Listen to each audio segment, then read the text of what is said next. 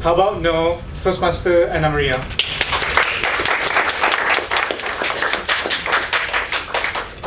Good luck. Thanks, man. A very good evening, everyone. Now, can I see a... Oh, yeah, hi. Can I see a raise of hands who are A-level students? My people. Yeah, former, current, ex. Okay, as in, for those who don't know, A-levels is basically the thing that sucks all hope out of you. And I mean it, because I went through it. Now, why exactly does A-levels suck hope out of you? Well, it's because of the intensity of the program and also the ridiculous way of how they segregate it. You got 1.5 years. The first year is very easy. And then suddenly you have 4 months to complete. The second, the mere 5 months, which is basic university level. Naturally, you have lecturers and even your old teachers from secondary school will say, Anna, you're taking A-levels out. Okay, study consistently. And I'm left with that. Naturally, when you're just out of high school, you're coming to college, you're full of motivation. You're full of hope. So I created an idea of how I'm going to do this. It's going to be like steps in surviving A-levels. When you're a new college student, let's face it, we're not going to go straight to the books.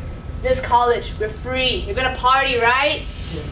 So the first few months, I'm going to chill. Then the middle months, I'm going to study a little bit more.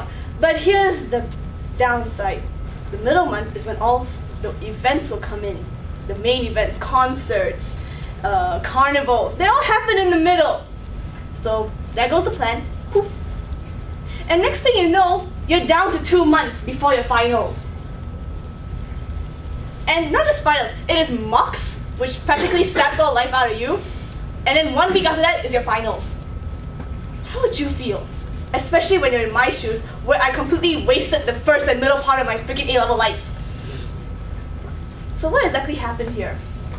Procrastination happened. Woo! Yes, it is everybody's best friend. Even those who have already started working, you know procrastination was your ex back in secondary school and college. Now, why does everyone procrastinate? Maybe some are less than others, but you will procrastinate somehow. So why is that? Well, I got a simple answer for you. It's Bob. Who's Bob, you ask? Well, Bob is that little voice in the back of your head. He doesn't speak, but he will seduce you into doing things that you shouldn't be doing. Let me give you an example that maybe most of you will know. You have a quiz tomorrow, a hard quiz, and you only have the night to finish your studies. So what will you do? YouTube! The fastest way to learn, at least for me. So you go onto YouTube, you Google Khan Academy Physics.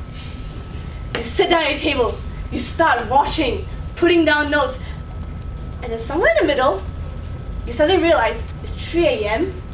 and you're watching a tortoise bobbing his head to Despacito for 15 minutes straight. What happened there? It was Bob! I'm telling you, it was Bob! This Bob, that little voice, loves instant gratification. He likes things coming easy, and he likes things that are fun. He doesn't want you to be drilling all day at the table. No, he doesn't like that. He wants instant happiness. He thrives on your laziness. He hates stress. And that's why you procrastinate. For example, another example, this is probably some people will be familiar with. You know those apps on your phone that will notify you to work out or you're not taking enough steps in a day? Well, my phone does it. It's a Samsung app. You walk around, and if you don't walk enough, it's going to notify you. If you're a procrastinator, like me, you just be, ding ding, you haven't walked your mile today. And you just be like, how about no? Puts down phone, goes back to bed. Or another time, when a TGIF and Sunway Pyramid there are having free buffalo wings Friday night, but you are on a diet. Free buffalo wings. Tomorrow I'll start my diet, so how about no dieting? And then another tomorrow, and then another tomorrow, next thing you know you're fat. This is what Bob does to you. He seduces you to the dark side. But sometimes, as some of you might know, it just stops. Thanks to who? Nancy! Now who is Nancy, you ask?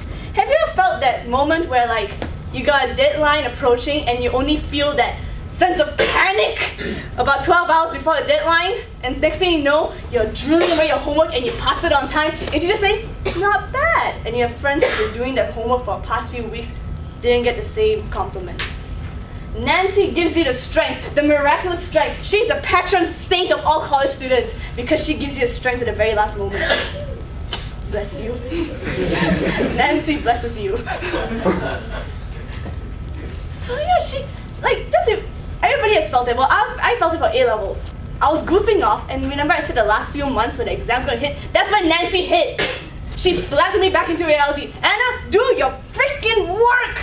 You got marks, and guess after marks, you got 1 week to your finals! You can't retake finals.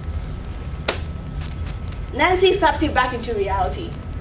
So, we're all good, right? We're all safe. We always have Nancy to count on. But yet, some people don't do well at procrastination. You've seen people ruin themselves with procrastination. For example, you're doing an assignment, a very long assignment, things that will take a few weeks. But you keep putting it off and putting it off, but it's so close to the deadline, Nancy can't help you no more. She can't help you anymore. So what happens to you? You get depressed. You feel worthless, you can't do anything.